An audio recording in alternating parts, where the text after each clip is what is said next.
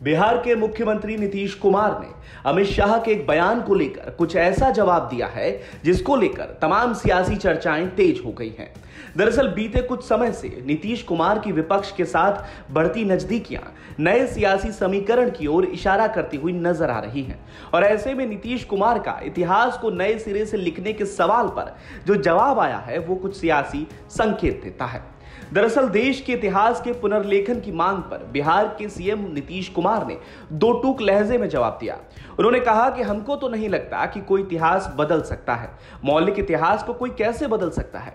यह पूछे जाने पर कि केंद्रीय गृह मंत्री अमित शाह ने कहा है कि इतिहास में मुगल शासकों को ज्यादा महत्व दिया गया है। इस पर सीएम ने कहा कि यह अलग बात है, कोई लैंग्वेज लिखने की बात कह रहा है वो अलग बात है, मौलिक इतिहास को कोई थोड़े ही बदल सकता है। अगर तो इतिहास बदल दीजिएगा, हमको तो मेरी समझ में नहीं कि कोई इतिहास बदल जाएगा। जो इतिहास है, हिस्ट्री जो भी है हिस्ट्री है। तो हमको तो नहीं कुछ समझ में आता है कोई इतिहास कैसे बदलेगा। इतिहास तो है ही। आप क्या चीज सोच करके बात कर रहे हैं, हमको तो नहीं लगता कोई इतिहास बदलने वाला है। अरे वो अलग बात है, कोई लैंग्वेज लिखने की बात होगी वो अलग बात है, लेकिन जो मौलिक इतिहास है उसको कोई थोड़ी बदल सकता है, उसको तो कोई नहीं बदल सकता। चलिए बुलंद रहिए।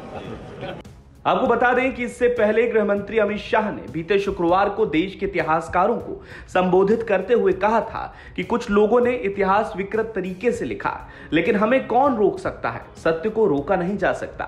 सवाई मानसिंह ने अकबर से समझौता कर लिया तो हमारे इलाके में सवा नहीं हवा बोलते हैं। सवाई महल को हवाई महल कहते हैं। मौर्यों ने 550 साल तक समग्र राष्ट्र पर अफगानिस्तान से लेकर लंका तक राज्य किया। सातवाहन ने भी 500 साल तक शासन किया। गुप्तों ने 400 साल तक शासन किया और समुद्रगुप्त ने पहली बार भारत की कल्पना को चरितार्थ करने का साहस भी दिखाया और सफलता भी प्राप्त करी। मगर इस सब पर संदर्भ ग्रंथ नहीं लिखे गए। हमने टीका टिप्पणी छोड़कर हमारे गौरवशाली इतिहास को जनता के सामने रखना चाहिए। इस पर संदर्भ ग्रंथों की रचना करनी चाहिए।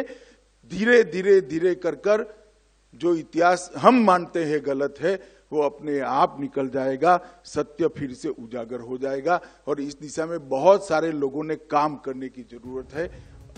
वहीं गृह मंत्री अमित शाह के इतिहास में तब्दीली की जरूरत वाले इस बयान को लेकर आए नीतीश कुमार के बयान को राजनीतिक पंडित अपने हिसाब से डिकोड कर रहे हैं, जो भविष्य में बिहार की राजनीति की तस्वीर को थोड़ा साफ करते हैं।